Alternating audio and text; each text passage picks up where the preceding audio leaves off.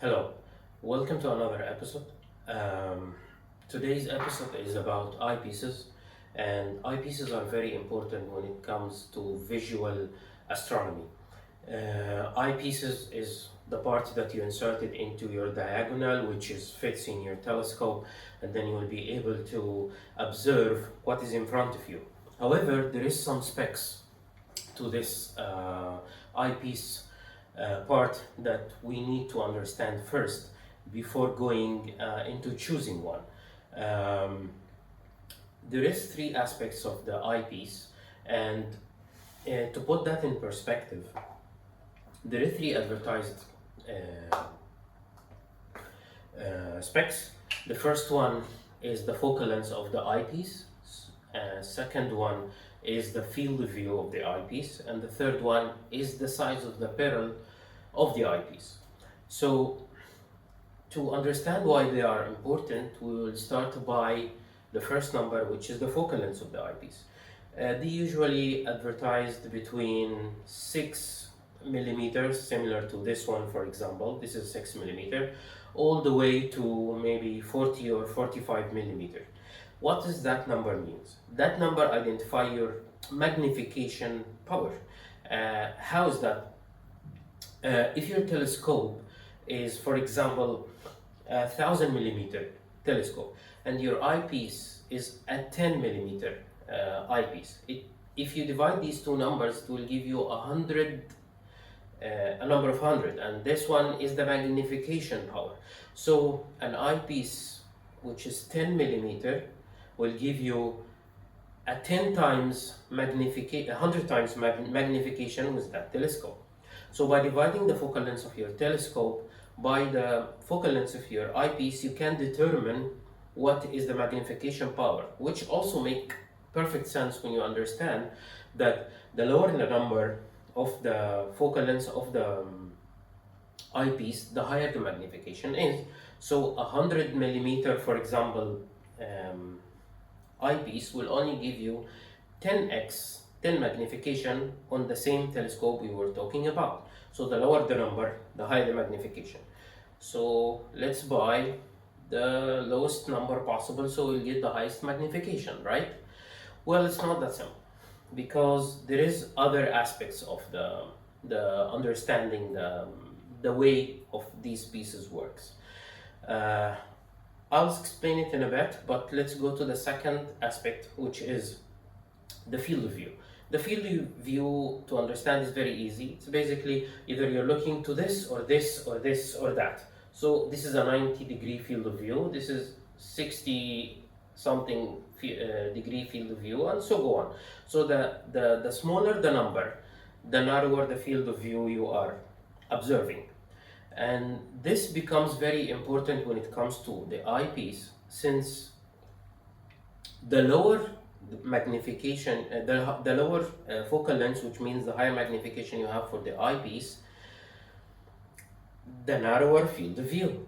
So this will require you, when you are looking through your eyeball, from your eyeball through the eyepiece, will require you to get very close. And when you are doing that constantly for a few hours, that will get you very uncomfortable. So a wider field of view of an eyepiece will allow you to be a little bit farther. It will not hurt your eyes so much, and it will not be uncomfortable.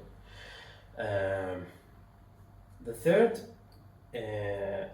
item here, and the third spec we are talking about the eyepiece, is basically the size of the eyepiece. There is a few sizes available in the market. However, there are only two of them are common. There is from 0.9 inch all the way to 3 inch, and the most common two sizes are the 1.25 inch and the 2 inch size eyepiece. Let's understand first how the light goes from the telescope through the eyepiece to your eye.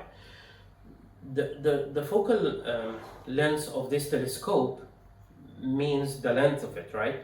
And let me put that in perspective so you can see what I mean. So the light enters from here and ends up here. However, the focal point of this light is somewhere before the end of the telescope. So you insert something like the diagonal, which change the direction of the light beam that's coming here to direct it to this way, so you can insert your eyepiece here and you will be able to see. However, when the light is distorted again after the focal point, which happens before that, it starts to get wider. And why is the size of the eyepiece matters? It makes sense that we will think that the object will look a little bit better in the 2-inch rather than the 1.25 inch, which makes sense to a certain extent, but it's not always the case. Because in some cases, you will absolutely need a 2-inch eyepiece in order for you to gather all the light that's coming from your telescope. So if your telescope aperture, which is, as we spoke earlier, was the diameter of this here, is big, then it will require a bigger eyepiece in order for it to be able to collect all of this light and direct it to your eye, and you will be able to see the object more clearer. However, with the smaller telescopes, the 2-inch size becomes less of an importance. There is only one case when the 2-inch is required even for a smaller telescope like this, which is when you are buying a lower magnification eyepiece. And the lower magnification eyepiece, something like 40mm or 50mm, means that the beam of light here will be bigger. And for a 1.25 inch eyepiece, it might not, the barrel of it, which is this part here, might not be able to collect all of this light here and to direct it to your eye. So you might need a 2-inch eyepiece in order for you to be able to see that object clearly, right? There is a withdrawal or a drawback, if you will, for using a smaller f number of eyepiece. As we said earlier, the smaller the number, the bigger the magnification, so we can go for the bigger magnification. And we said one of the drawbacks is that the eye will not be comfortable, right?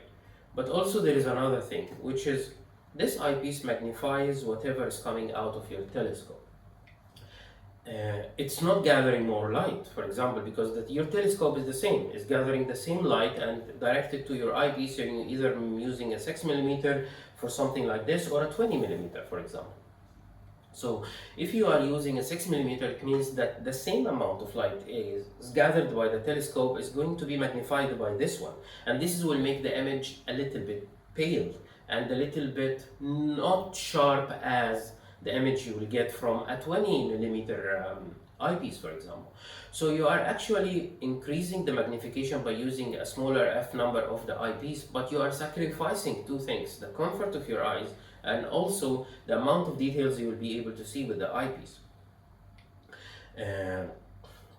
And those two factors are the main factors that you are choosing. So now let's direct the question, which eyepieces that we need to buy or to use.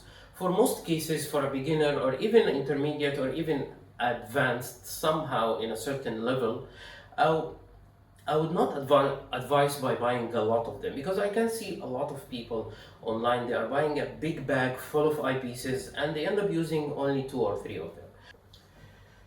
Here I have my set of eyepieces that I have, and this is a 6mm, a 9mm, a 15mm, and a 20mm. And most of the time I'm using only these two, the 6mm and the 20mm. This is provide the best quality of image, the best details and sharpness. This one provides the best magnification. Those, yes, I use sometimes, but it's once in a while, and I can live without them completely. If I have only these two, I can get away just as much. If I have those, they are for convenience, more of a convenience rather than a necessity.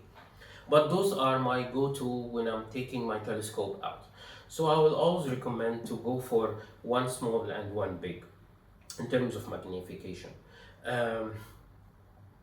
The last thing I want to mention about these set, they are on the budget side, and I chose those at the time I bought them because I was not able to choose something that more expensive than those.